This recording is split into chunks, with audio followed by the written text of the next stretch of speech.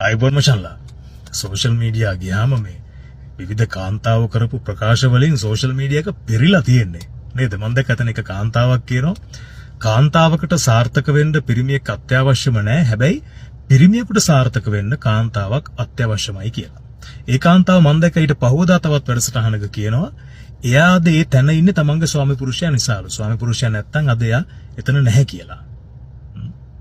මම දැක්ක තව කාන්තාවක් කියනවා කොල්ලෝ කියන්නේ බල්ලන්ටත් වඩා පල්ලෙහා ඉන්න జాතියක් කියලා. ඒ කියන්නේ හැම කොල්ලම බල්ලන්ටත් වඩා පල්ලෙහින්ලු ඉන්නේ.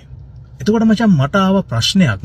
දැන් මේ කෙල්ලගේ තාත්තත් අවුරුදු 10කට 15කට කලින් කොල්ලෙක් වෙන්න ඇතිනේ. එතකොට මට ආපු ප්‍රශ්නේ තමයි මේ කෙල්ල ඉපදුනේ කොල්ලෙකුට දාවද එහෙම නැත්නම් කියලා මට පොඩි ප්‍රශ්නයක් ආවා. මම හිතන්නේ උඹලටත් මේ ප්‍රශ්නේ එන්න ඇති. මොකද්ද මේ බලාපොරොත්තු වෙන්නේ? මේ අවධානය ඉල්ලන්නේ මචං. එක පැත්තකින් මේ අවධානය ඉල්ලනවා අනිත් පැත්තෙන් ඉගෙන ගත්ත නැතිකම, අධ්‍යාපනයක් නැතිකම, නූගත්කම, තමන්ගේ මෝඩකම ප්‍රදර්ශනය කරනවා. අපේ රටේ තරුණ පරම්පරාව ප්‍රසිද්ධිය සහ ජනප්‍රියත්වය කියන එක මචං වෙන් කරලා අඳුනගෙන නැහැ.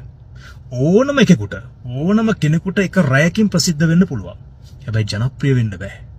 ජනප්‍රියත්වයට එක්ක ලැබෙනවා මචං ගරුත්වයක්. ඒ ගරු බුහුමන් ලබන්න, ජනප්‍රියත්වය ලබන්න, ජනයාගේ ආදරය ලබනවා කියන එක ලේසි පාසු දෙයක් නෙවෙයි.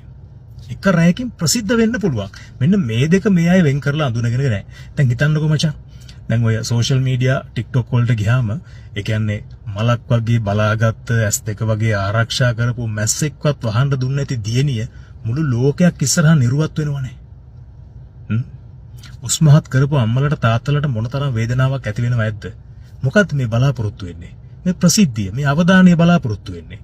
එහෙම නැත්නම් මම අර කලින් කිව්වා වගේ ඉගෙනගෙන නැහැ. අධ්‍යාපනයක් නැහැ. තමන්ගේ මෝඩකම ප්‍රදර්ශනය කරන්නේ.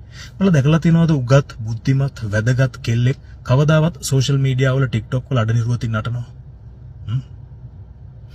ආදරණීය අම්මේ තාත්තේ තමන්ගේ දියණියට, තමන්ගේ දුවට හොඳට උගන්වන්න. පුතාලටත් එහෙම තමයි. අධ්‍යාපනය හරිම වැදගත්.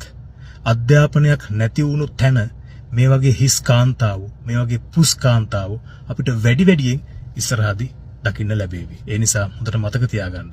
අධ්‍යාපනය අතිශය වැදගත්. තමන්ගේ දරුවන්ට හොඳට උගන්වන්න.